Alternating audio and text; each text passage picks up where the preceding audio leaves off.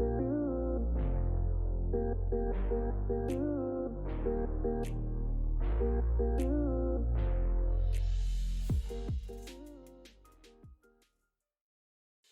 everyone, thank you for checking out this week's episode of the Pint Pals Podcast.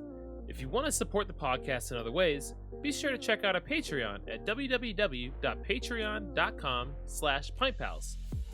If you choose to subscribe monthly, you can receive access to special videos, private Snapchats, discounted merch, as well as being toasted during each episode.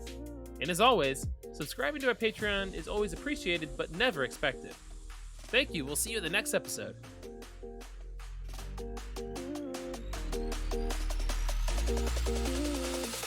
Hey everybody, welcome to this week's episode of the Pint Pals Podcast. It is I, Lucas, and today I'm joined with Nate, and today we have a very special guest. We have Payton from North Eye Brewing. Payton, how you doing?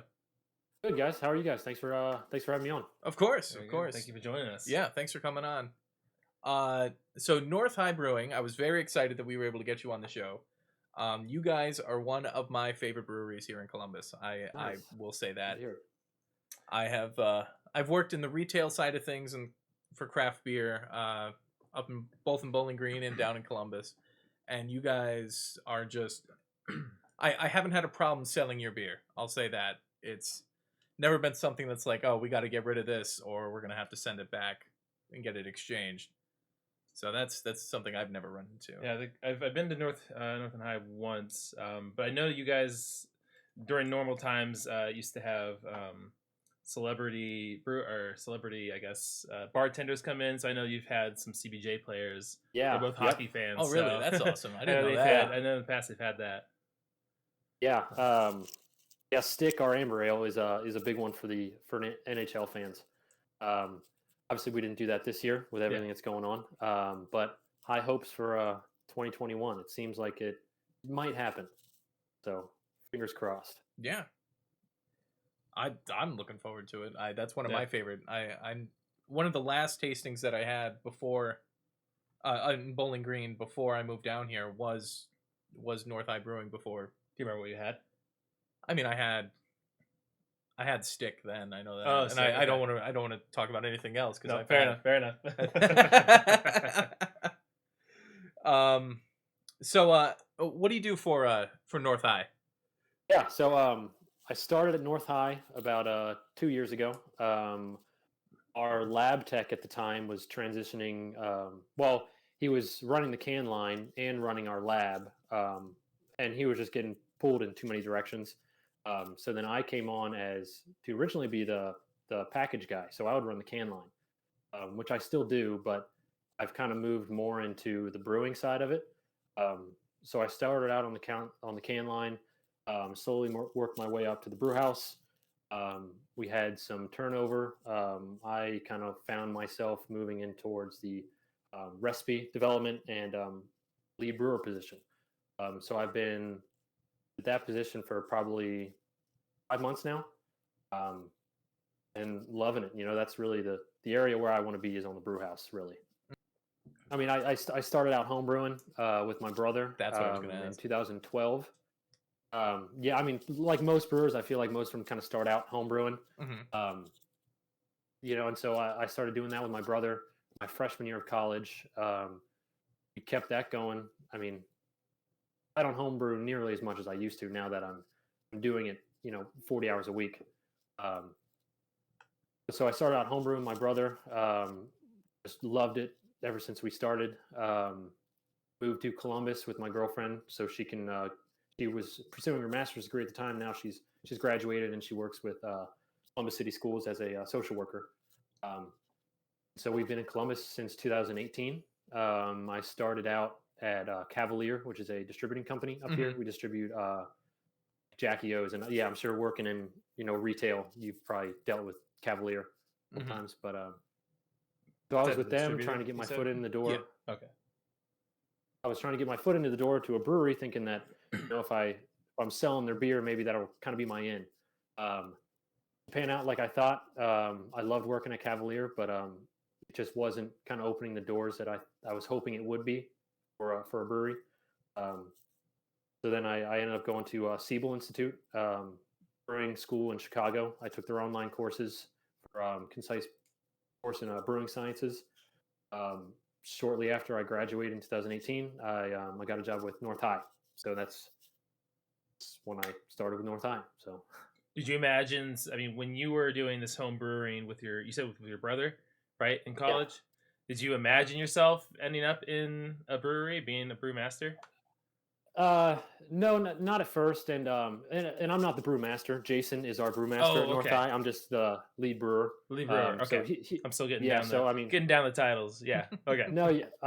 I just do most of the brewing, and I do a lot of the recipe development and stuff like that. But, I mean, at first, no, I didn't think I would end up brewing. I mean, it was fun to do. We would set up a TV in the garage and we'd brew on Sundays and watch football games. And my dad and I and my brother would just kind of hang out and honestly make crappy beer in our garage and just drink beer. But no, I mean, after I don't know 2 years of doing that, it became a very serious hobby. And then he got a job volunteering at a local brewery in Cincinnati, where we're from, and I would go and help him out every now and then that's when I kind of realized, like, okay, I can do this. I like this, you know. When you did home brewing, was there ever a brew that you really liked and maybe you thought of bringing it to Northern High?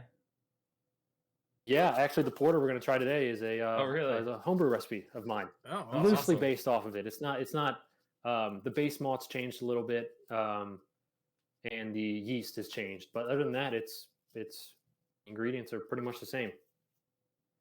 Cool. We want to dive into the first one. Yeah, I think All right. that's time to get started. So, what we have here is Growler. fantastic growler of your Helles Lager. Yes, this is our Munich Helles. This is a new one for us. So we have what do we have? We have 5 40-barrel fermenters and 5 60-barrel fermenters and 1 20-barrel fermenter. And we work on a 20-barrel brew house, so we're brewing a lot to fill up our fermenters. But we have one fermenter to kind of play with, and we were trying to think of something to put in there. And I pitched, a couple of us pitched a Munich Helles, and our brewmaster Jason said, "Go for it." And so this is it, and it's done really well in our tap room. So we actually just brewed a 40-barrel batch of it 2 days ago. Nice. Monday. Is this going to be hitting distribution? I'm guessing then, or we do plan on canning this. It might just be like a tap room only release. Gotcha. But we do plan on canning it. And it's in kegs, which we'll send out to bars and stuff like that, which hopefully bars and restaurants will be selling more beer. So hopefully it'll be out in wider distribution. Like I said, I really like the color of this. I really like that. Yeah, it's the amber color. So I mean, Helles Lager, it's similar to a Pilsner, just less bitterness, more malt forward. So and that's really what you get in this beer. Really, I mean, it's a pretty simple beer. Really, it's mainly Weyermann Pilsner malt, which I'm a big fan of. I mean, any traditional German style beer, I feel like Weyermann would probably be my favorite base malt, or even specialty malts, really. But for this beer, we went with Weyermann Pilsner, and then a little bit of Best Vienna. Sorry, just kind of building that malty, bready, doughy character that we want. And then just 1 hop, Hallertau Mittelfrüh, which is very traditional. A little floral, spicy. But really, the hops are in the background on this beer. It's just there to kind of help, fill out the beer, So it's a more rounded, just delicious beer. So I'm very new to the beer community. So Helles Lager, that's a type of lager then? Helles, is that? Yeah. So Okay. Helles and Pilsner are similar. I mean, a Pilsner is more bitter and more hop forward. I mean, on appearance, they look pretty much the same. They're both pale lagers. But yeah, Pilsners are going to be much more hop forward. a Helles lager, it's going to be more of the malt character, Okay. with the hops kind of in the background. Ready for first sip? Oh, absolutely. Go for it.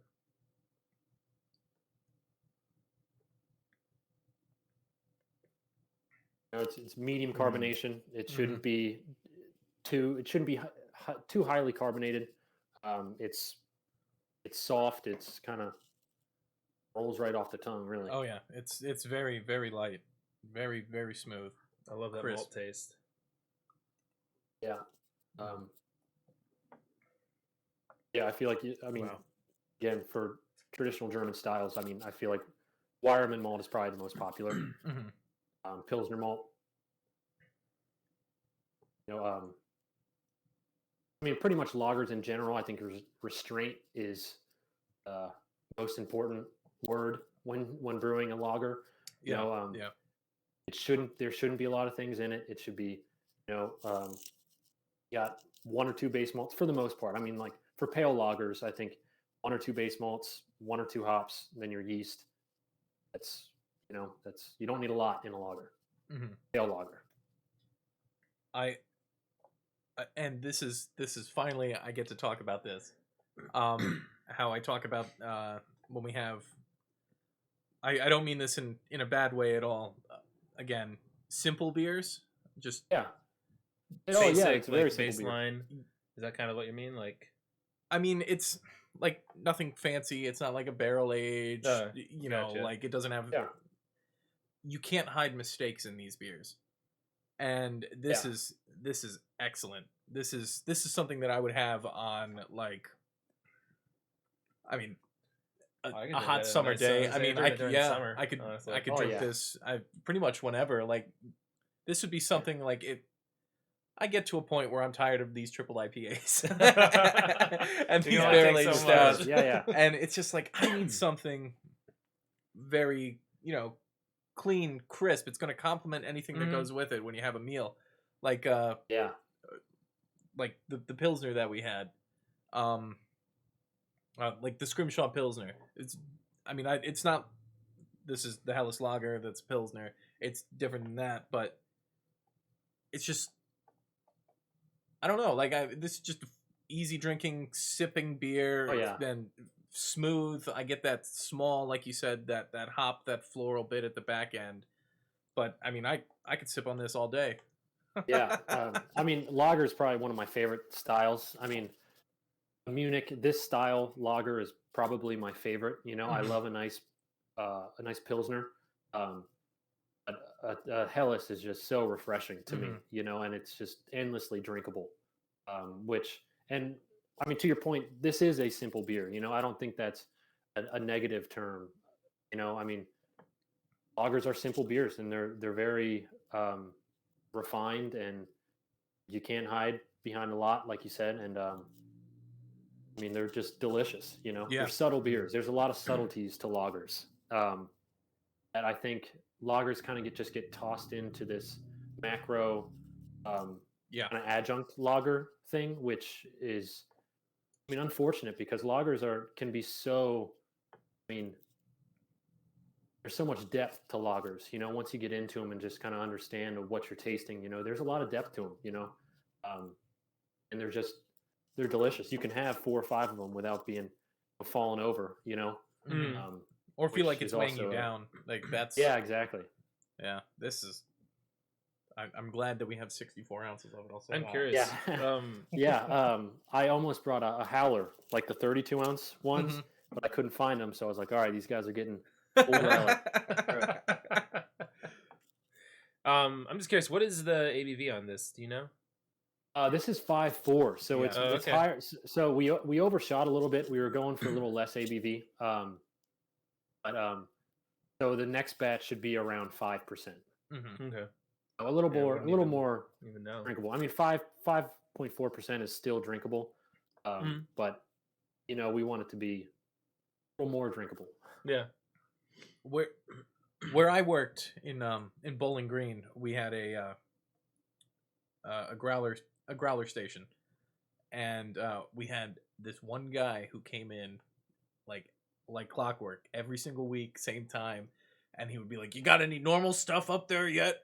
And then we Normal would say, stuff? and like, "What, sir? What do you mean What? by normal?" He goes, "Well, I want, is there any Budweiser, Miller Lite up there?" I was like, Gross. "There's nothing." In a growler? Yeah, in a What? growler. You wanted Why? a growler of that, but.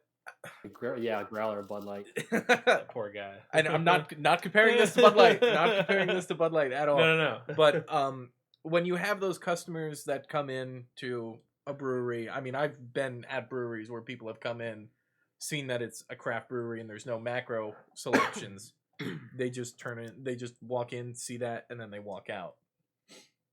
Something like this is what I would recommend to somebody who, comes to a brewery, maybe doesn't know a lot about craft beer, has had, their go-to is macro, a macro selection.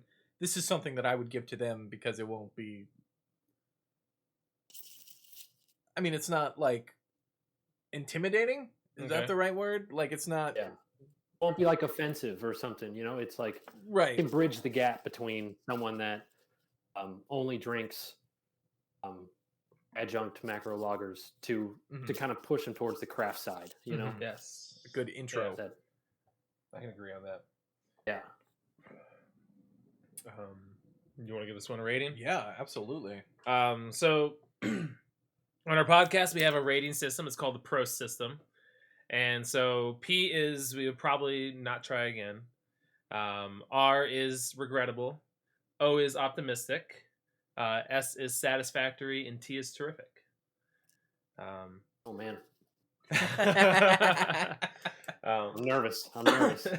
And usually within those, we usually say a high or a low estimate because it's so hard with such a huge variety of beers. It's so difficult to really put any kind of rating on it. And then again, beer is different to everybody, right? Everyone has a different taste. Everyone has a different style. So our rating doesn't necessarily show the viewer's experience, right? So what would you say for this? Personally, I'm gonna give this a T. Okay. This is, and again, I'm a fan of all different types of beers, but this is something that I see myself going back to and back for again and again. I'm glad that this is one of your new beers. I'm very excited for it, and I'm very excited to see it. Even if you say that it's a taproom release, I'm definitely gonna be picking up some. I know that. Nice. It's very crisp. It's bright. It's light. It's refreshing for a beer. And I mean, like, as a lawnmower crusher, this is something I would. Oh yeah. Yeah, like this is definitely a lawnmower beer. I don't have a lawn to mow, but I mean, I'll still drink the lawnmower beer. I'll come over and mow your lawn, Nate. We'll get to your yard just so you can drink it. I'm gonna do the same. I'm gonna go with the T as well. Excellent. Honestly, I think we talked about it. I don't know if it was last week or week before, but like one of the very first beers I ever had was a lager, and it was the Boston Lager, and that's very floral. Like the aftertaste of that is nothing compared to this, and I like this is very different. This is very it is very different. But like I've had more lagers as well, and this is one that I'm not like at the end. I feel like I got this bad taste in my mouth. It's just it's very nice. What? You coming at me about that? Payton, I'm glad your beer doesn't leave a bad taste in Nate's mouth. Yeah. All right. He's going gonna come at me for that. He's gonna come at me for that. No, I just mean like in terms of floral, like I don't feel like I need something to follow up behind it. You know what I mean? No, I know what you mean. Yeah. And it's very light bodied. This is delicious. Yeah. Thank you. Yeah, I'm glad you guys like it. Oh no, yeah, this is excellent. I'm super stoked about this. Yeah, that's our brewer's favorite. Whenever we go to the tap room, it's either Helles or the porter. Just very very drinkable beers. Just refreshing beers after working all day.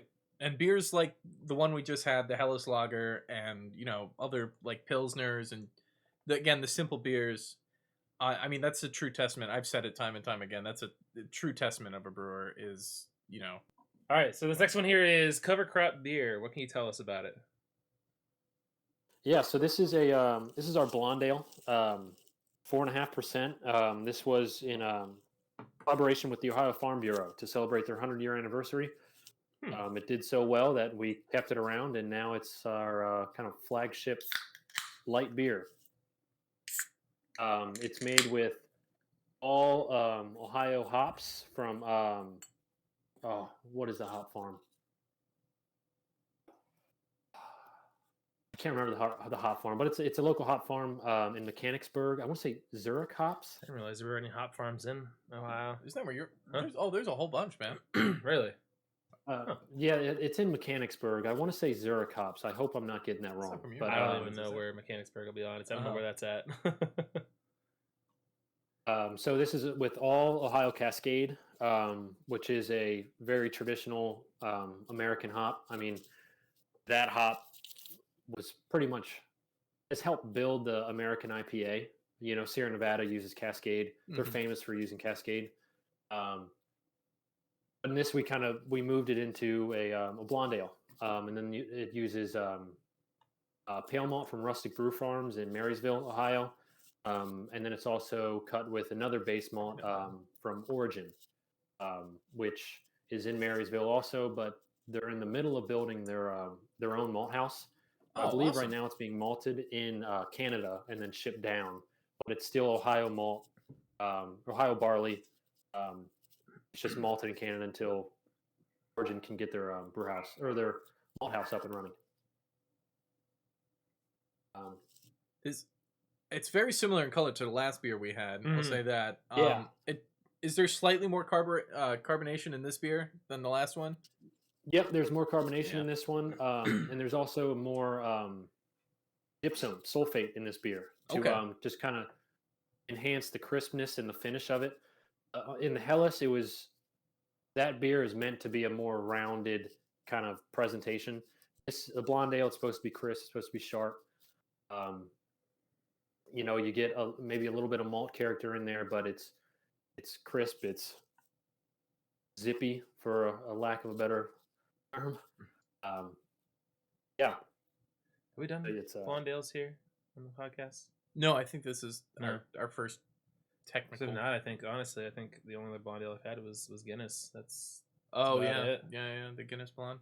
supposed to be interesting. yeah. I with mean, that. blonde ales really are not the most popular beer. I mean, I know some places don't even put the style on their can because it can be a turnoff to people because they Really? immediately think boring. Which Huh. I mean, it is kind of a boring style, but for a light beer, to kind of get the macro drinkers kind of into craft, a blonde ale is probably a good intro. Mm-hmm. You ready to give your first sip? Yeah. Here? Dive in.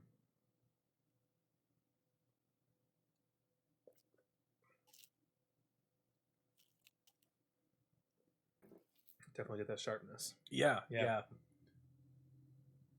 It. I really like that aftertaste though. Oh yeah. Yeah. It's similar to the last one, but yet it's got definitely more crisp. Kind of like, I don't know, biting into like a green apple, almost like that crisp sharpness. That's what I'm getting at That's least. interesting. Like kind of a bright kind of. Yeah, like the bright flavor to it.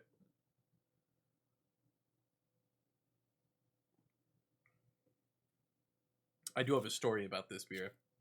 About this beer? Yeah. Specifically. Okay. So one of the last orders I did there, not one of like phone orders I took for up in Bowling Green.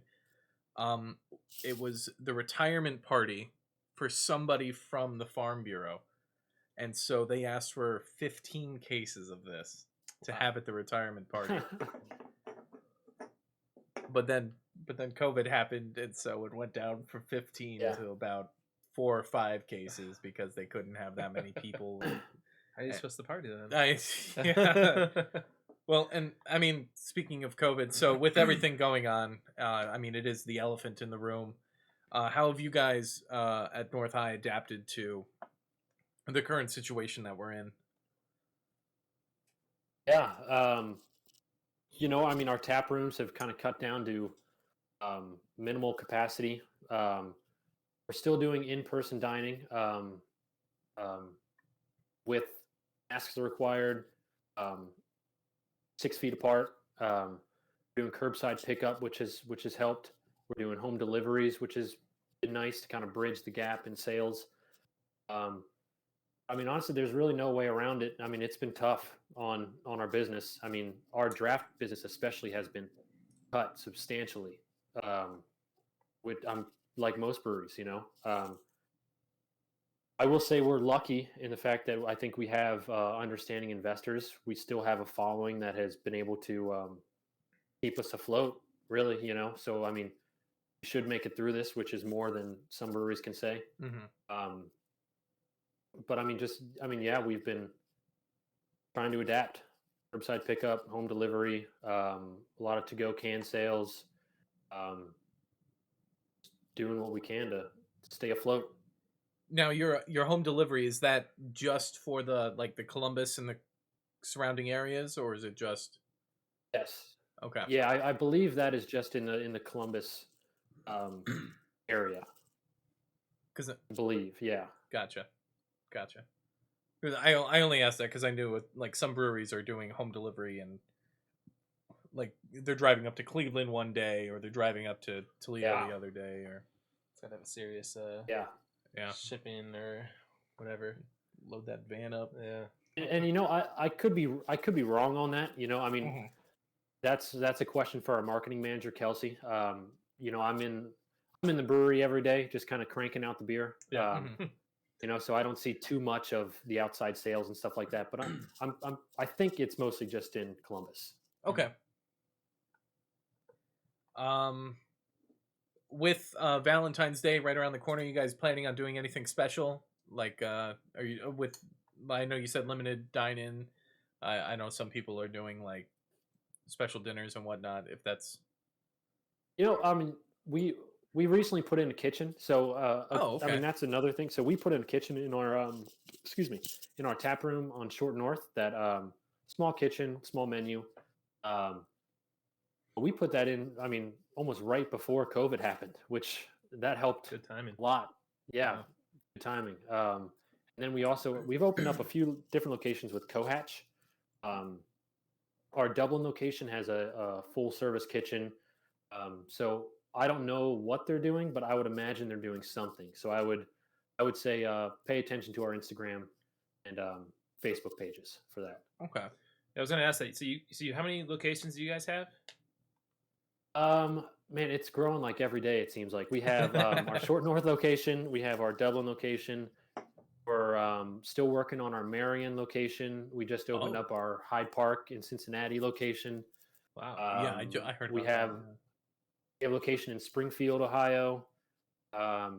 There's talks of Covington. There's talks of Cleveland. I mean, we've been working a lot with this company called Cohatch. So we kind of go in on the build out and stuff like that. So it's mutually beneficial. So that's really how we've been able to open up so many spots. No, that's great. That's awesome. I did know about the Cincinnati one. I didn't know about the other ones. Yeah, Are there any craft breweries in Marion?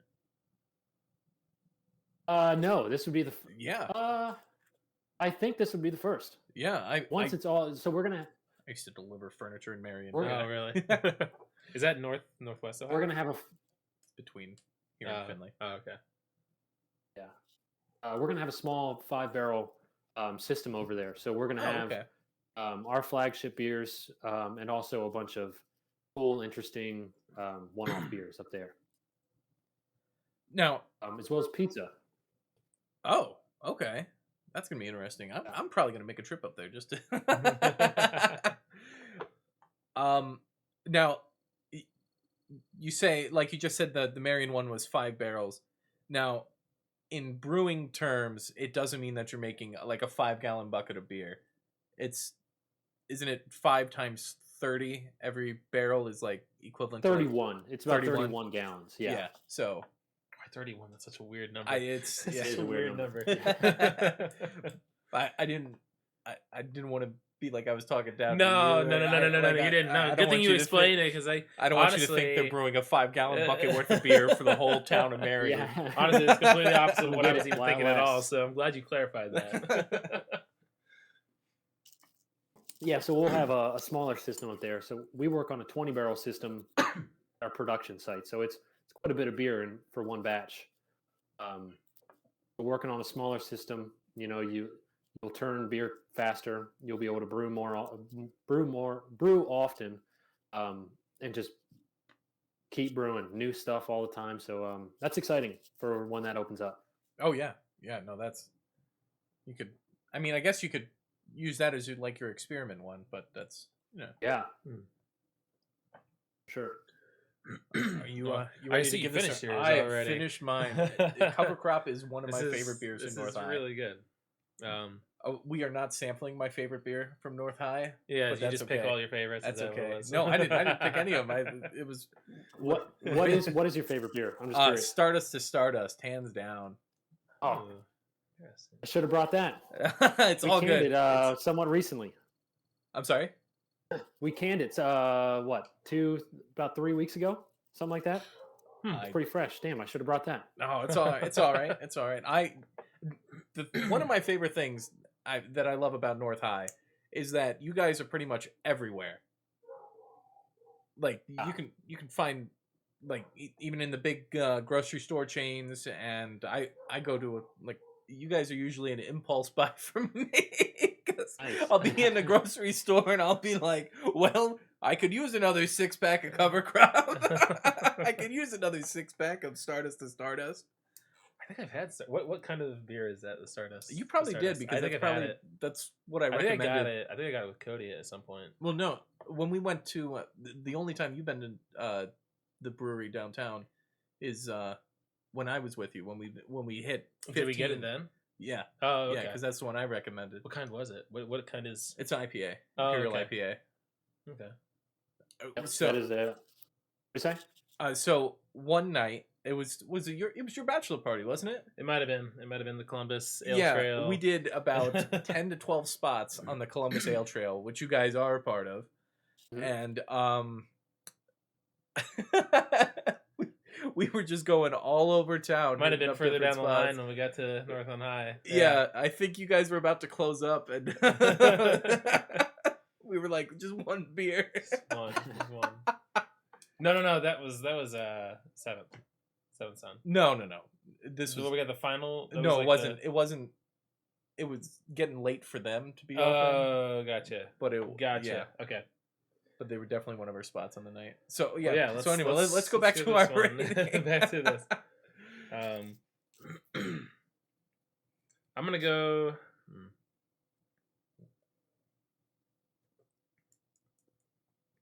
Honestly, that's so hard. I don't have any other kind of like blonde ale to like really compare it with. I'm gonna go with.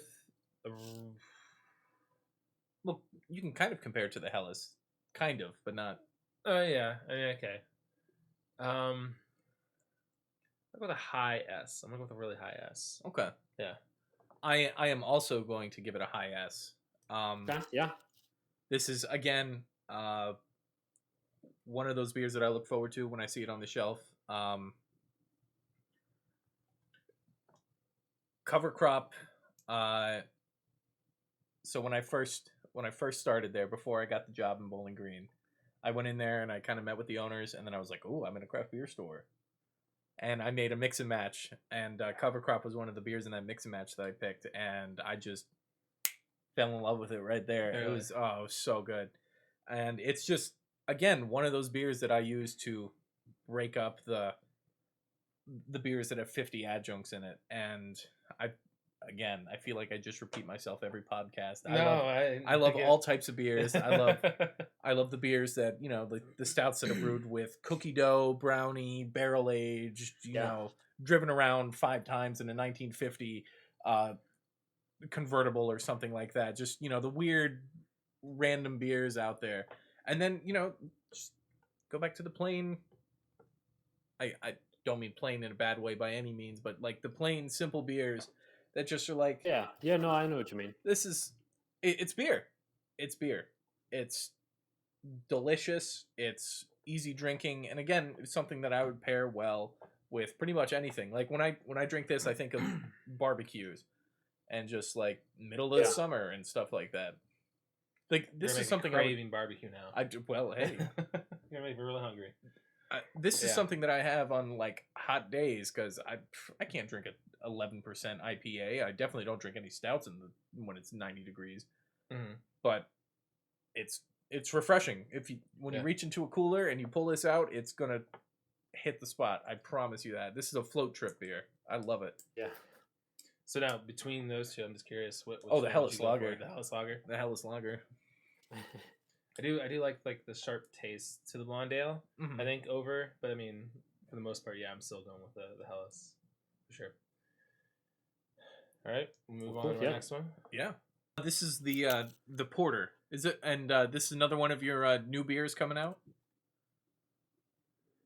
Yeah. So this is another one of our beers through our 20 barrel fermenter. So this is kind of like the one-off thing that we can stuff that's not our flagship or seasonals really. Mhm. And so this is based off of a homebrew recipe I had a while ago. That's was one of my favorites. So it's loosely based off the homebrew recipe. So this beer is Canadian malting or Canadian pale ale. There's a bunch of Munich. There's a bunch of chocolate malt in this from Thomas Fawcett in the UK, which is one of my favorites. There's Crystal 60 and Crystal 40 and Crystal 20 for some complexity and depth to it. And then the hopping on this beer is pretty strange actually. So it's 3 different hops split. I guess 30, 30, 30, 33, 33, 33. It's all UK hops, and then 1 Slovenian hop, and then our Chico yeast, and it's very good. It's one of my favorites. Just chocolate, maltiness, followed by a bit of hoppiness, but it's more of like the UK hops are very herbal and floral, not that aggressive, so everything kind of blends well together with the dark malts. Just very good beer. So nothing like like this is going to be like a pretty straightforward then porter. No. Yeah, I mean, no, there's nothing like there's no adjuncts or there's no coffee, there's no actual chocolate added or anything like that. Gotcha. It's a straight up. I don't want to say American porter, but it's I don't want to say a robust porter, but it's a mutt of a porter, where kind of picking and pulling from different porters and different regions to create a porter that we want to represent. All right, I'm excited about this. Just waiting for some of my head to fizzle out here. But yeah, I'm good to take a sip if you are. All right.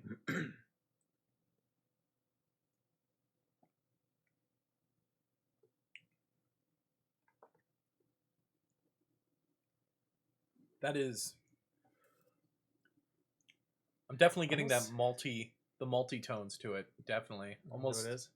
I almost got like a fruity taste. You're getting fruity? Yeah, No, I shouldn't not have at done all. that. No, I mean, it could be from the hops, you know. I mean, there is a citrusy. I wouldn't.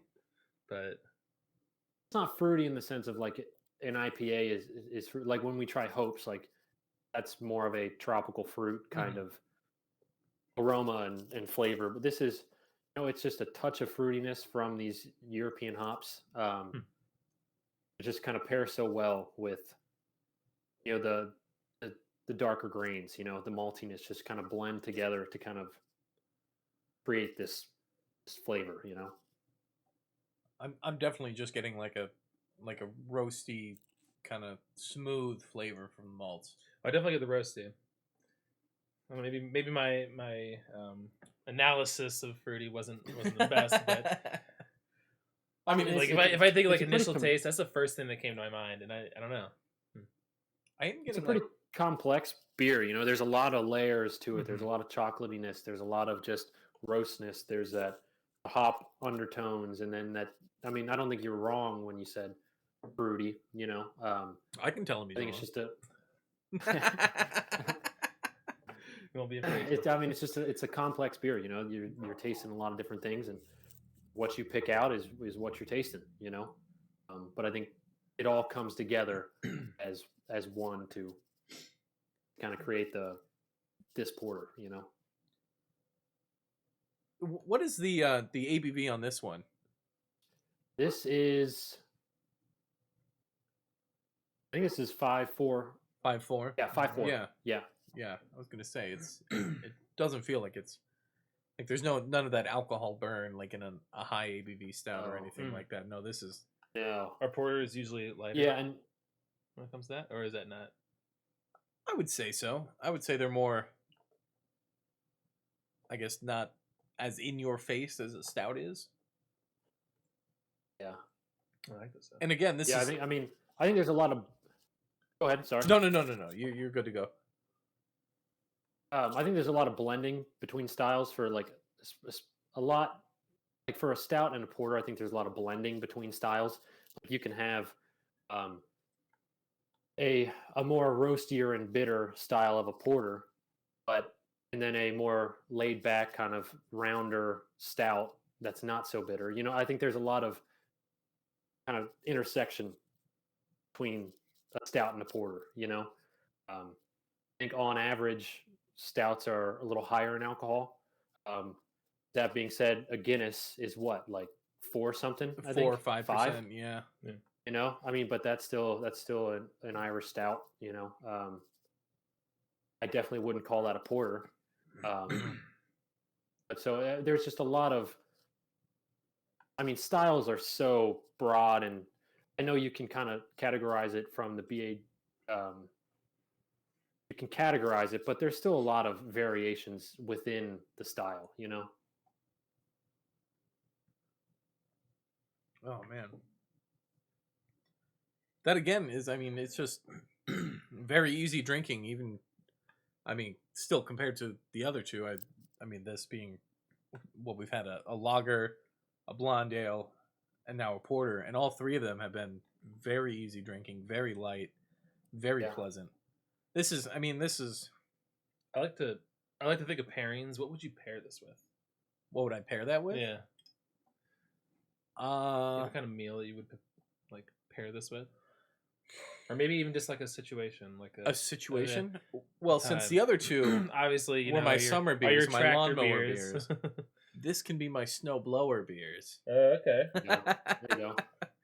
I usually start drinking dark beers as soon as the first leaf hits the ground. Very seasonal when it comes to drinking certain styles, but it's very light, very pleasant. I would pair this well with like a breaded pork chop, if that's what you were asking. Interesting. Like something. Bready to complement the malt notes in here and stuff like that, but I like that. Not so much like a heavy smoked meat or something like that, because then that would take away from the flavor of the beer. I like that. You like I was that? just curious. Honestly, I'm trying to think of what are some of the other more notable porters. I'd like to just think of the other ones as well. What are some of the other porters that we've done? Oh, I don't know. So that's the thing. I know we've done stouts, IPAs. We've done a lot of sours. So that's the thing with like the blonde ales. Like I don't think we've definitely, but we've never had. It's like with porters, I can't really think of any other ones that we've done. But I like this. Yeah, this is nice.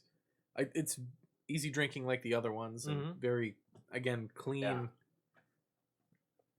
A sipping beer, like you said, it was 5% ish, or is that what you said? It's like 5.4. Yeah. Again, this is sipping at a football tailgate, or something like that. This is. And for me as a brewer, I like to have a few beers, so when we kind of touched on it when we were talking about the Hellas and even Cover Crop, but you can only have so many 7, 8, 9% beers, regardless of style, until it just starts to be overwhelming, and then you can't really taste much after it. I'm not knocking those beers, and I like those beers too, but I think there's something to be said about packing flavor in a small beer. I think sessionability is and approachability is, to me as a brewer, is important. I mean, we've had 3 different styles that are all pretty low ABV, and they're all very drinkable, and there's still some flavor in them, which is important to me. I wanted to ask, at your main location, how many beers do you guys have on tap? Ooh, we have 30 taps. Ooh, wow. I don't believe all of them are taken up. I think we have a few that are empty, just because we're having a hard time capacity-wise putting that many beers on tap. We probably have around 20, mid-20s. Interesting. Yeah, it was just a question I thought of last podcast, and it's usually a really nice thing to think about when you go in, having that wide variety of different styles for people that have different preferences. So that's nice. Yeah, for sure. Well, do you want to go for another rating? Yeah, absolutely. Okay. I'll let you go first. I know you think you've gone first. I went first last time. Yeah, I'll let you go first on this one. Okay. So I'm gonna give this another high S. It's very easy drinking. That roastiness that this porter has. It's not overwhelming. That chocolate malt, like you can tell that. Yeah, and it's got slightly, I don't know. To me, it's got like slight bready tones to it, which I also enjoy. Yeah, this is your pork chop. Yeah, your bready pork chop. Yeah. So 5% porter again. Just another fantastic sipper, I would have to say. What are you gonna give it? I'm gonna give it an S. It's because I really enjoy that roast taste. I know it is a lower ABV, but it is definitely more filling because it just has more of a filling taste to me. So I might have less as compared to like the Helens or the Blonde Ale. Yeah, I'm gonna go for an S. All right. So this porter and before we move on to the last beer of the night, the porter that we just had in the Hellas, that's going to be some of your newer beers that you're going to have. Do you have anything else coming out soon? Yeah. So we have a hazy IPA fermenting right now. I'm going to dry hop it next week. I think Wednesday next week. So that is a hazy IPA with a new yeast strain that we're going to try out. And we're going to have we have a kettle sour coming up. We have a Schwartz beer coming up. We have a hazy double IPA coming up. We have Jalima, our jalapeno beer. Yes. That's one of my favorites. That's a good one. You'd like that. It was a jalapeno what? What was it? It's essentially a blonde ale with jalapeno and lime puree added. Huh. It's good. It is good. Yeah. It's great to cook with. Yeah. I haven't cooked with Interesting. it. I've heard that before with some people. Huh. This is the newest. You guys have had it before.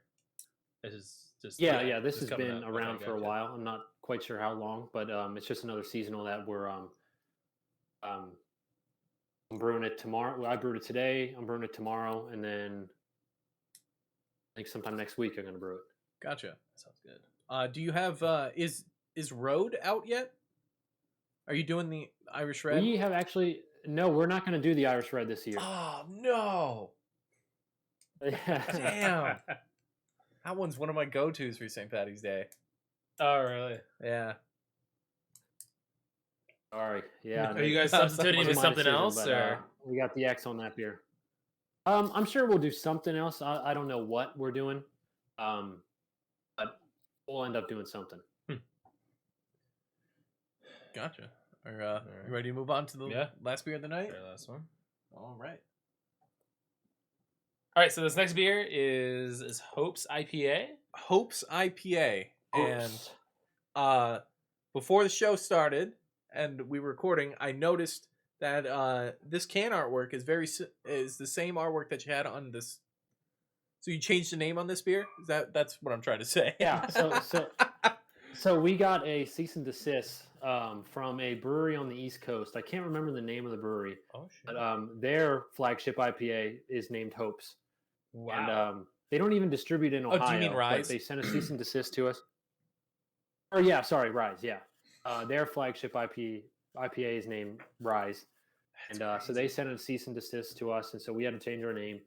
The owners decided on Hopes, so we just kept the same label and just replaced the name. But it's a totally different recipe. So we kind of took that opportunity to tweak the recipe and kind of make it a little bit more modern, I guess, if you want to call it that. Okay. So we took out all the crystal malts in it. We changed the hops. It's still very much a West Coast IPA. It's not crystal clear like most West Coast IPAs. This is almost more of a East meets West IPA. You know, it has aromatics that are kind of tropical fruit and maybe some pine, kind of like a New England. It's not crystal clear. There's bitterness to it, but it's a little bit more dialed back as opposed to the kind of stone IPA, the tongue ripping bitterness. You know. Yeah. Definitely got a fruity It's smell to it. more focused on aromatics and Sounds really good. less IBUs, really. You know, I mean, the IBUs are still there. This is still a West Coast IPA. This is an IPA, so everything that goes into an IPA is still there. You know, but it's more of a newer, modern IPA, I guess, if you want to call it that. Gotcha. And I do say on the can here that it says 6.8% ABV, so this is definitely the heaviest hitter we've had tonight. And on the side here, it says, brewed to be shared. Remember hanging out on your friend's rooftop drinking beer until dawn? Don't worry, we don't remember either. But we should do it again sometime.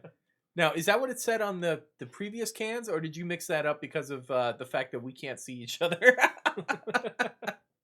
I believe that's been changed, actually. I think so. On the old can, it had a small description of the beer.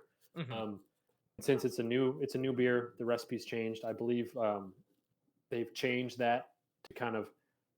I don't know if they're going to change it again, but they replaced what was on there before because it had a small description of the beer, which the beer has changed, so the description doesn't really make sense anymore. Gotcha. All right. Are you? I really love the smell. This might be your first West Coast IPA. No. Name another West Coast IPA that you had. I can't name half the beers half the time sometimes. I know you've had hazies, and I know you had New Englands on here, but and pretty standard, just run of the mill IPAs.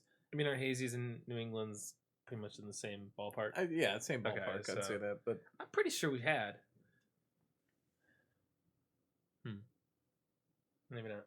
No. I can't prove it, so I guess, I'm the one that does we'll the go beer with shopping. that. I guess I am the beer shop. We'll go with your word. I love the smell of this. Yeah, right off the nose, it's just so good. It just smells hoppy, and I'm very excited for this. I like that. It smells. When was this canned? Pretty recently. Yep, I could tell. It smells. Oh, these are the shrink wrap. We can't. Oh yeah. Oh, recently. Okay.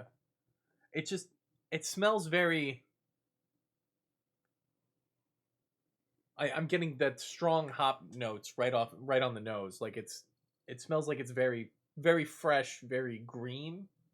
I guess, is that the proper term? Yeah. Or yeah, I mean it's is that it? It doesn't. I understand what you're saying. It doesn't taste green. Like it doesn't have that. Like so, there's this kind of astringency that I get from heavily hopped beers. When you taste it, it's kind of this like weird polyphenol astringency that I get a lot of New England IPAs.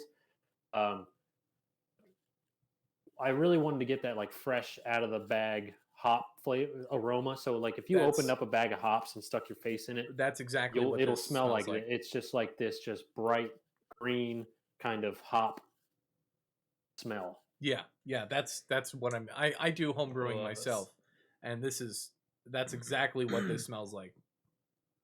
I can't get enough of the smell. I like it. Are you ready? You ready? Go for it.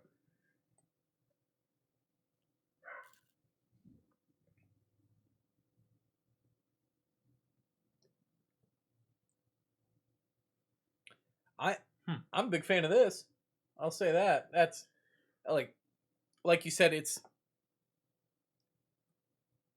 not extreme West Coast like Stone's, punch your taste buds in the face with hops type thing. But it's definitely not East Coast with juicy or it's no, this is I mean, so this has one of my favorite. This is there's a lot of Simcoe in this beer, which is probably my favorite hop. There's some Idaho 7, and then a little bit of Centennial. And so really what I'm going for here is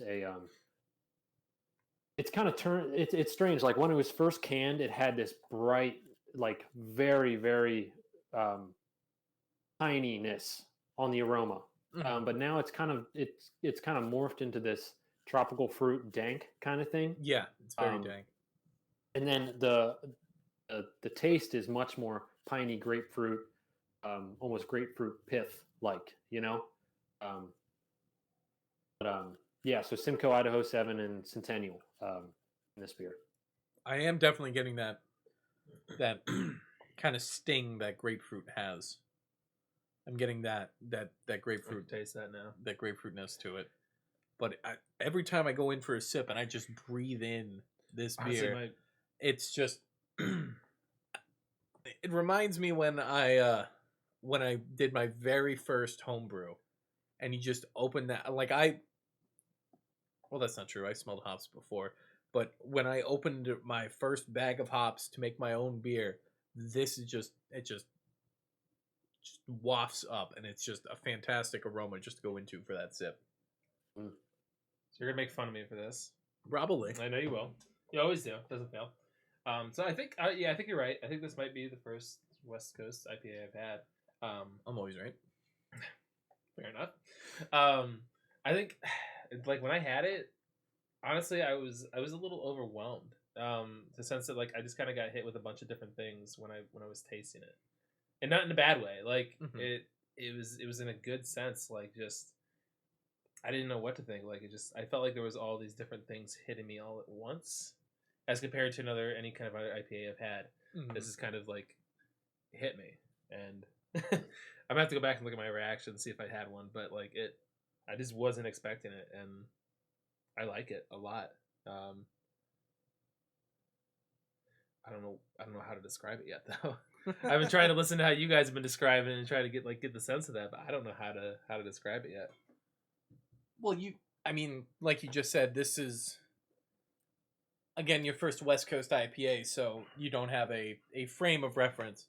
I don't know. It just keeps like hitting me with like just a bunch of different things. I don't know what to think about it, but like in a good way. Huh. It's hoppy. So you've never. Go ahead. So you've never had a West Coast IPA before?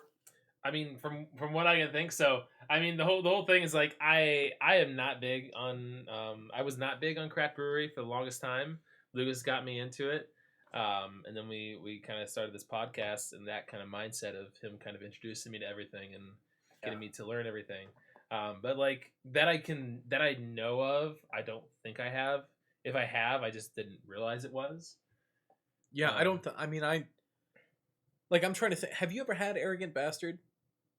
No, not that I can think of. Okay, so I'm also trying to think of like other West Coast IPAs. I feel like we have had West Coast IPAs, but not like by tasting this. I don't think we have, because it just hits me with just like this. My brain is just all over the place right now. Well, East Coast IPAs, they tend to be more hazy, juicy, more the fruity flavors to it. I know you mentioned the West has more of a floral, more taste like to it. Floral, piney, kind of drier than. I mean, at least to me, that's what I get when I know I'm drinking. If it tastes like a pine tree, I know I'm drinking like a West Coast IPA. Yeah, and the bitterness is a big thing that differentiates the West from the East as far as IPAs. I mean, New England is very restrained bitterness, more emphasis on like the juice sweetness of the beer. Mm-hmm. So this is it's a pretty dry beer. It finishes at about 3 Plato, so like 10, 12 ish specific gravity. So I mean, it's not dry. But it's not sweet. It's kind of in this middle ground of where I kind of like West Coast IPAs to finish. Mm-hmm. I think it helps with a large hop dose. You know, if it's too dry and there's a lot of hops, it's just kind of unbalanced, and it's just unbalanced, and it's not very very good. Yeah, I mean, this is a leaning West Coast, but there's kind of some East Coast attributes to this beer. You know. Mm-hmm. I think I could pick those up. I think I can pick those up a little bit. The East Coast. The East Coast, yeah. Yeah, I'm definitely getting more of like the East Coast vibe. I do get the dry sense on the back half of it more than I do up front. I'm so intrigued by this. Yeah? Yeah, I am. I'm very intrigued by it. It's good. I kid you not. It's just such a weird. This is the first time he's ever had a reaction like this. It's so like interesting. Well, I hope that's a good thing. No. It Yeah, genuinely is. Yeah. Like No, my mind is trying to race and try to figure out what it is, like how I can describe it, but I don't feel like I can because it's all over the place. One of my favorite things about doing this show with you, Nate, is reactions like this. Is because you just can't place it because you haven't had anything like it before, and that is a good thing. Like the Christmas ales and like the Christmas ales. That's yeah. And shall we tell the story? Should Payton know about your experience with Utopia? We'll talk about it again, like we did last week. Do you want to keep talking about Utopia? I know how much you keep loving to talk about it. So, Nate here, his father-in-law is big into craft beer, and he collects a lot of stuff. And whenever he goes over there, he does like a bottle share with him and stuff like that. I should say it's family friends. Oh, family friends. But he does have some as well. But gotcha. So it's not your father-in-law that has the Utopia. He does have Utopia, but I think. Oh. I think it's. I don't know. I think it's 95. I think it's like another date. But yeah. Gotcha. So he sends me a picture of him drinking this beer, and I'm like, "You son of a gun! How did you find that?" And he goes, "Yeah, it's a pretty good stout, I guess." It's good. I enjoyed it. Meanwhile, I'm over there what I was fuming. drinking. You had no idea what you were drinking. But oh man. Yeah. But I am glad that you are opening your horizons to new beer, and especially beer that's what 10 minutes down the road for you, probably. Yeah. I mean, it took me 20 minutes to go pick up this stuff, so I mean. Yeah, I mean, you guys got a really good location right there in Short North. You really do. Yeah, that's a nice little spot. Yeah, I mean, West Coast IPAs are that's probably my favorite style of beers. Okay, and especially now with how New England and hazy IPAs have kind of taken over. West Coast IPAs have kind of had to modernize. You know, like. A couple years ago, maybe not 10 years ago, West Coast IPAs all had crystal malt. It's probably, I don't know, heavy Cascade, not knocking Cascade. I love that hop, but it's just the palate of the consumer has changed. And so now consumers want, for IPA specifically, I think IPA consumers want the tropical fruit, heavy aroma. They want those things in an IPA now, when before, when you're going to Stone IPA or something like that on the West Coast, that is so bitter, and that's not a very malty beer, but there's a heavy malt presence in that beer. Mm-hmm. And then you can go to Dogfish Head, which is a malt. That's a malty beer. That's almost like a British style pale ale or something like that. But now West Coast IPAs have now kind of had to evolve to get rid of the crystal malt, make the malt just all background. There's no malt presence in this beer.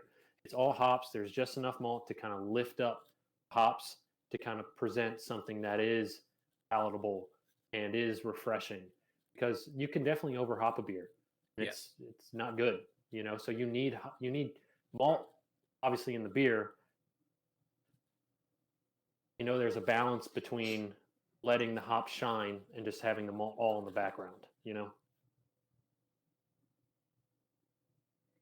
you say, sorry, is Stone IPA, is that a West Coast, or is that just an IPA? That's a West Coast IPA. Yeah.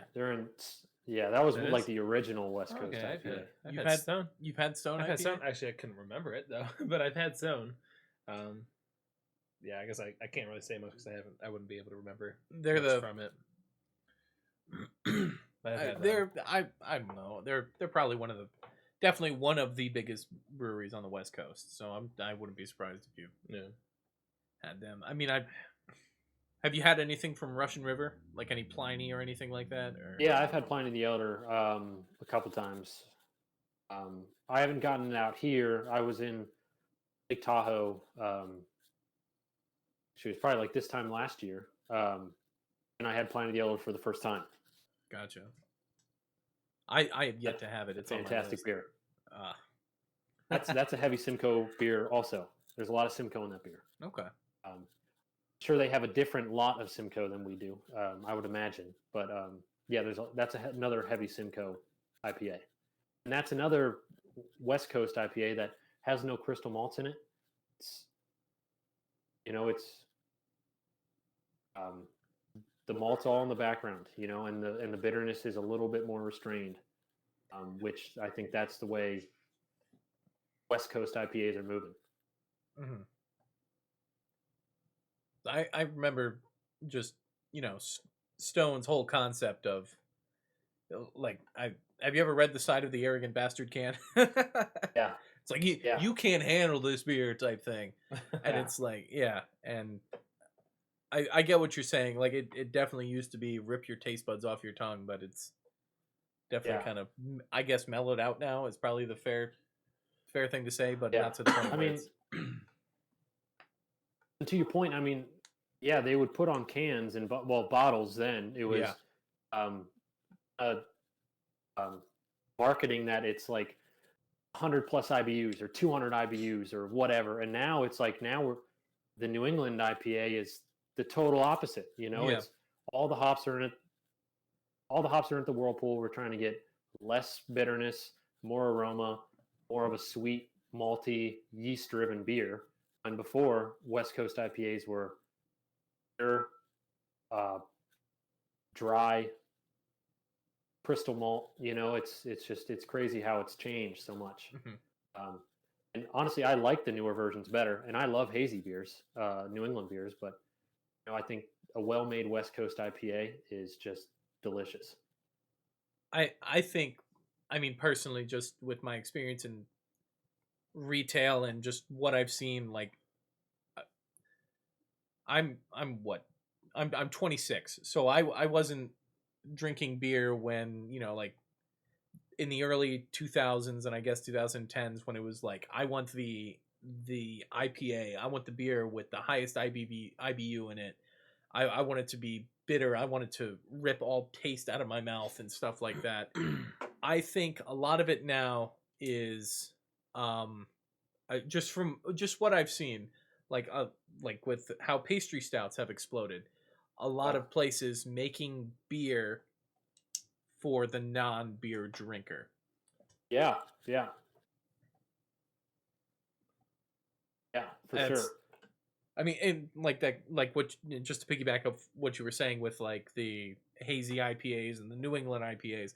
Don't get me wrong, I love the juice bombs. I love the just citrus flavor and stuff like that.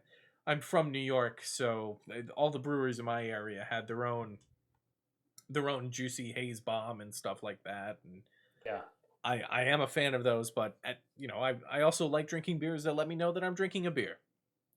Yeah. And I think this, I think Hopes, I almost called it Rise, Hopes, because I've just seen it as Rise so many times. I think Hopes is an excellent beer for somebody who wants to be reminded that they're still drinking a beer. Like, it's got that hop aroma to it. It's got that hop bite to it, but it's not to the point where it's overwhelming and it rips the taste out of your mouth. So No, it's still all about flavor in Yeah. these beers. You know, yeah, I mean, regardless of style, the beer should be palatable. The beer should be drinkable. Like, regardless of what you're brewing, I want you to be able to have one or two or three or four or whatever the beer is. Like, I want you to be able to drink multiple beers of it. You know, every beer should be approachable. Every beer should be drinkable. Obviously, a 13% pastry stout is not drinkable, but you know, every beer should be able to. It should be palatable. Mhm. But, yeah. Are you? I've been over here. I'm wishing I had more of this. I'm not gonna lie. There is more. Is it really? Yeah. Oh, well, give me some more. I need some more real quick. All right. I've been doing just really trying to figure this one out. Yes, just one more. I don't need cheese. No. Am I gonna be safe to open this one and just throw it out? Yeah, you're fine. Okay, well, yeah, I'm not fine. So, yeah, I mean, I'm really like fascinated by this. I don't know why. I know you're probably just thinking like, oh, okay, Nate, but like, No. I'm genuinely, I'm glad that you are really like fascinated by having this experience with this beer. The thing that I really like about the most is that the bitterness is not overwhelming. Mm-hmm. That's like the biggest thing for me right now is, the smell is absolutely great. I'm not feeling like extremely overwhelmed with pininess. And ever since you guys mentioned that grapefruit, I can't get past that. I can't get past that. I keep getting that in my mind now. But man, and that's good for you because one of your favorite beers is Elvis juice, and that's grapefruit on grapefruit on grapefruit. Fair enough. And I wanted this beer to not linger on the palate too much. You know, like I want you to want to have another sip. Mm-hmm. And I mean, that goes with the finish of the beer, which can go into, again, the IBUs. I mean, if it's too high, then it's almost unpleasant to drink. But at the same time, you want some bitterness in there because that's what's going to wash your palate out. You know, it's going to kind of wash it out, and then you're going to want to take another sip. I mean, brewing salts go into that also. You know, you want enough gypsum in there. You want enough chloride in there. Calcium chloride in there. I feel like it's just enough to where it does kind of wash out your mouth and you want to take another sip. Again, that's something that I really strive specifically for in my West Coast IPAs. Like, I want you to want to take another sip, even though this beer is close to 7% alcohol. You know, I've felt that this whole time. I've been like, that's why I was worried. That's why I was trying to take my time, and I realized getting to the bottom, like, man, I haven't had enough time to really evaluate it. But I'm glad we had more. I'm glad we had another can of it. Yeah. This is good. Do you wanna rate it? Oh yeah, definitely. I'm going to give this one a T. It is absolutely it's this is a changed recipe, so this is the first time that I've had this version of what previously was, right? I think you guys are the first people that are not a North High employee to have this beer. I think. High five! Hey. So when is Hope's hitting shelves? Then is that we shipped it to our distributor? Was that yesterday? I think yesterday. So probably either later this week or next week. It'll probably be hitting shelves. That's awesome. I highly recommend Hope's IPA. It's got that fresh hoppy aroma to it, which I mean, it's just refreshing going in when you take a sip, and it's not overwhelming with the hops. It's full of flavor. It's got that grapefruit undertone to it, which I just love. And I mean, this is, even for a 7%er, this is something I probably have more than one can of. I'll say that. I'm gonna do the same thing. I'm gonna go with a T. Honestly, probably a high T. Set a high bar for any other kind of West Coast IPA I ever had. But I was a little honestly I was a little like optimistic at first. I was kind of worried. I didn't think I would really enjoy it, but as I continued to keep going, getting that continuous sip factor, I just kind of fell in love with it. I'm Nice. just really enjoying this. That's awesome. Yeah, I'm not usually really big on like having a strong florally taste, but like this is just a perfect balance of that fruity undertones of the grapefruit. Yeah, and that piney kind of taste, but it's not too bitter. I love it. Honestly, it's really good. Nice. Thank you. Yeah, of course. All right, so that brings us to our toast portion. But before we do that, You want to do beers of the night?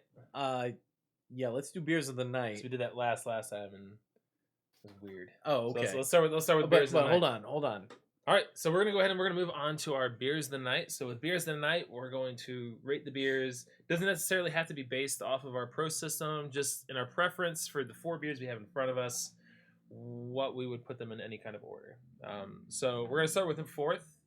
What would you say for 4 is your beer of the night? So for 4, I am going to say. Now, before I say it, I want to say that this is one of my favorite beers that you guys make, and the only reason that it's 4 is because we've only had 4 beers today, and it's just I'm going to give it to the Cover Crop. Cover Crop, okay. And don't get me wrong, this is one of my favorite beers. I don't want to make it seem like ooh, Cover Crop, it's the last. It's and it isn't just like it isn't compared to like how the beer is, but it's like compared to all the 4 beers we have here. Yeah. What order would you put them in? And I've rated 2 of these beers S's and 2 of these beers T's. So I mean, this was tough for me to come up with what was going to be in my number 4 spot. But it's the Cover Crop beer. Still highly recommend this beer. Fantastic, just that crisp bite that it has to it, and then it just very easy drinking. Very easy drinking blonde ale. For me, it's gonna be it's a really tough battle. I'm gonna go with the porter for my 4th one, just because I've never been huge on porters. It is really good. I did enjoy it. I gave it an S, but I think the blonde ale is beating it a little bit by that standard. So. I'll go with my 3rd one here, which is the blonde ale. I really enjoyed the taste of that. Honestly, I've had no other blonde ales to really compare it to. I honestly wish I had more right now so I could taste more of it. But we do. We do? Yeah. All right. Payton yeah, can I get some more of that? Yeah, honestly. absolutely. But like Payton hooked us up. Yeah, it was really enjoyable. God, why do you keep shaking these, man? That's what I do. I go off and I shake them up before. Yeah, that's what I do. Yeah, I don't know. It was a really hard decision. I enjoyed them both. They were both tied for that spot. But I think I'm a little bit more. Again, like I said, I'm not always been the biggest on porters. So I think I'm gonna go with the blonde ale. As your number 3. That's number 3. Yeah. Okay. For my number 3 spot, I'm going to give it to the porter. Again, I enjoyed it very much. It had pleasant roastiness to it, and it wasn't, I mean, it's for a porter, it's a sipper. Honestly, like you can enjoy this all day. I mean, 5% ABV. It's got that pleasant roastiness to it, and I got the bready undertones to it, which I thoroughly enjoyed, and I thoroughly enjoyed every single beer that we've had tonight. But the only reason it's number 3 is because I just love the other 2 so much. No, it's just so difficult. Okay, so that brings us to number 2. I'm really intrigued by this the Helles lager. I know usually it's different. It's weird because we've been finishing the beers. Usually we have like a little bit left by the end. Oh yeah. By the end of the night, we usually have a little bit left to try it. But I've been enjoying them so much that I've been drinking them all. But I did love the Helles Lager because I wanted to let it sit for a little while to let it get a little warmer to see what it tastes like, and it actually tastes really good when it gets a little bit warmer to that room temperature. I know some brewers kind of mentioned that some of their beers have a much different like taste to it when they're warmer. What?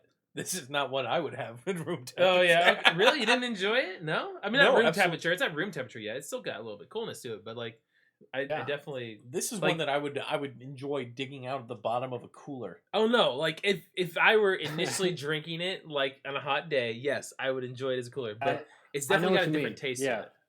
So it's. I think Peyton's just trying to make you feel better. I think it almost tastes more carbonated at times. Well, maybe not. It might be flatter, but it has like a. I think bitterness can kind of be a little bit more perceived as higher when it's warm. Aroma comes out a little bit more when it's warm. I definitely still prefer a cold beer over a room temperature or warm beer. But I do know what you're saying. I know hear what you on that. Yeah, definitely. I think the biggest thing I'm noticing is probably just the carbonation, honestly. Gotcha. But so yeah, I'm gonna put that as my third or my second. Sorry, my number second. 2. Yeah, I really enjoyed this. So for my number 2, I'm going to give it. The camera's not going to pick it up, but I'm going to give it to Hope's IPA. I enjoyed it. I will miss Rise. Am I allowed to say it? I know you got the. They're gonna come at you. Yeah, I know. But I did enjoy Rise, but this is a fantastic take, like a new take on it. I do enjoy West Coast IPAs, but it's not to the point where it's like ripping your tongue bare of taste buds. And the only reason that it's number 2 is because I am in love with the Helles Lager. It is fantastic.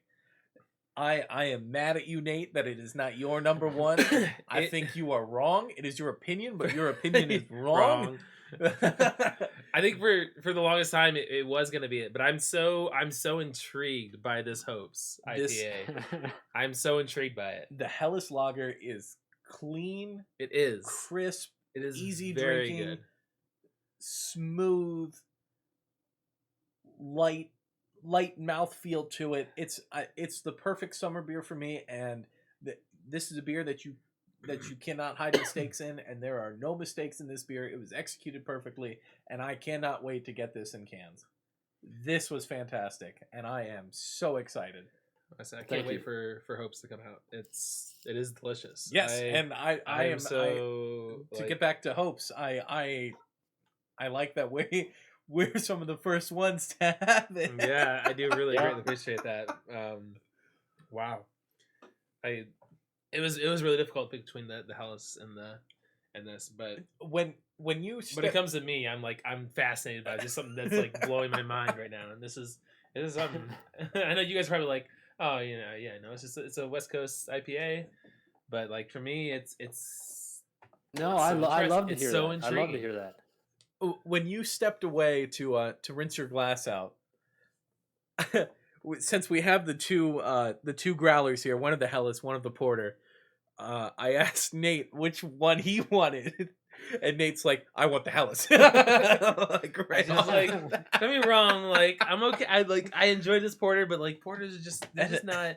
I was like, "You son of a gun! I want the Helles."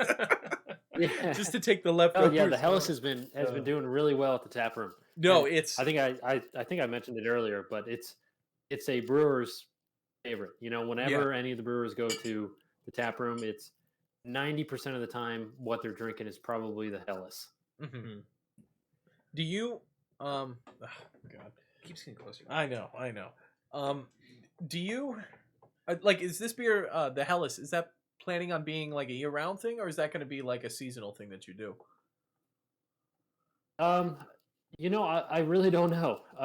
That's not up to me. Oh, I guess that's fair. That's fair. So it usually happens is like we have to brew this beer, or well, for for the Hellas, this went through our 20 barrel fermenter, which is kind of like our play around fermenter. And Scott and I, one of the other brewers, have been wanting to do a lager like this, and so I pitched the recipe to Jason, and Jason said he liked it, and so then I brewed it, and it turned out really well, and it's been selling well, and all of us like it, and so now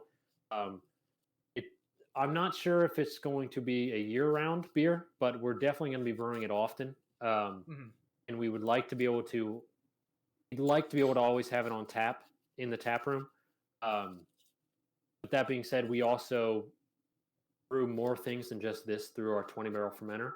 So I don't know. It could be year round. It may not be. I don't know yet. That's fair. That's fair. I hope it is. Yeah. No, I hope so too. You want to move on to beers, or just beer tonight? You want to move on to our cheers? Yep. Before we move on to our cheers, Payton, do you have anything else you want to add real quick, or? Yeah. Look out for Hopes on shelves coming soon. Support local. Go out there and order beers online, pick up, delivery, whatever you can do to support local businesses at this time. You know, it's hard out there. Thanks a lot, guys, for having me on. I really appreciate it. No, of course. Look, I mean, hopefully we can have you on again sometime, because I thoroughly enjoyed everything from North High. I'm a big fan of what you guys make, and I have not been disappointed with anything I've had. I like to hear it. Yeah. Oh, so that should be our first cheers. Is to you, Payton. Thank you so much. We do appreciate your time here. Cheers, today. fellas. So thank you. Yeah, cheers. and thanks for hooking us up with this fantastic allotment of beer. I'll say that. Yeah. Thank you. So cheers. Thank you. Of course. Enjoy. Cheers. Do you have any other? Yeah, I do. Is this from Podmom, or is this from? This is from the in-laws. So the Wyricks. Oh, jeez, I can't say that name. Oh, you know, okay. The Wyricks. Did I say it right? Yeah. So so Payton, this is from Nate's in-laws. That's our original logo there. I can't. You're out of frame on my computer. Oh, that's right. Showing it in mine. That's our original logo there. And, okay, but as well as the growler, which is the growler, which is over there, which is behind us somewhere. Yeah, that is. I just want to say thank you to them for the gifts. Very much appreciated. Provided us beers. They provided us beer. Bags, They've been some of our biggest supporters. I'll say that, and this is to them. So cheers. Cheers. Do you have anybody? I think I think of maybe one more time, since they are part of the trail. Give another another shout out to the Columbus Ale Trail. Yep, the Columbus Ale Trail, which North High is a part of. I don't know if we mentioned that earlier in the show, but be sure to stop in and get your stamps. Yep. Or if you need a passport, you can start your passport there. And great also to I know we'll do another one. We'll do another one. All right. Cheers to the Ale Trail. To the Ale Trail.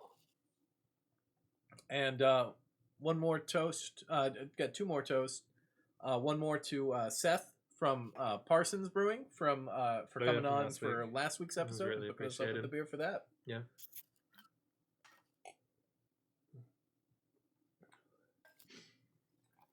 And then you can do that. All right. And then as well to all those viewers who are watching on YouTube, who are listening on Spotify, but also I know Lucas is going to be excited to say, "So you want me to do it? You want to do it?" No, you can do it. You can do it. You can do it. Recently, have just been added to Apple, so our podcast is now available on Apple. I believe. Have you uploaded all of them? Oh, it automatically went. Okay. So all episodes are currently all episodes are currently on Apple Podcast. Podcast, nice. And to all the Apple Podcast listeners out there, those 5-star ratings go a long way, and we would very much appreciate it. And I don't have Apple, so I don't know how it works. I don't either. I am Android. Yeah, same. We are more legit. Look at us with our business cards. How official. Look at that. Show that. So moving on cheers up in the world, for we're on moving Apple up. Podcasts, and we got business cards. So to everybody, we do appreciate everybody. We really do. Yes. Y'all make this happen. We appreciate it so much. So cheers.